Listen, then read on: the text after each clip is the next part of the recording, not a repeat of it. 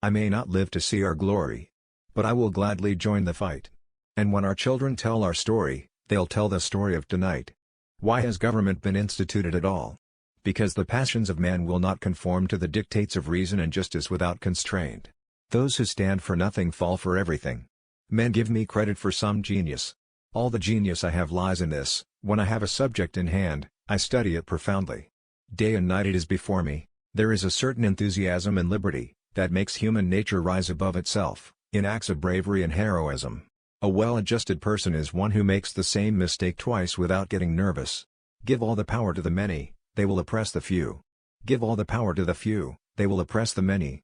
I have thought it my duty to exhibit things as they are, not as they ought to be. When the sword is once drawn, the passions of men observe no bounds of moderation. It's not tyranny we desire, it's a just, limited, federal government. Even to observe neutrality you must have a strong government. I never expect a perfect work from an imperfect man.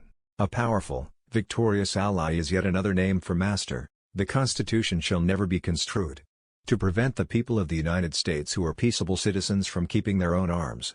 A nation which can prefer disgrace to danger is prepared for a master, and deserves one. A national debt, if it is not excessive, will be to us a national blessing. This is not a moment. It's the movement. Vigor of government is essential to the security of liberty. If we must have an enemy at the head of government, let it be one whom we can oppose, and for whom we are not responsible. Who talks most about freedom and equality? Is it not those who hold the Bill of Rights in one hand and a whip for affrighted slaves in the other? Who talks most about freedom and equality? Is it not those who hold the Bill of Rights in one hand and a whip for affrighted slaves in the other?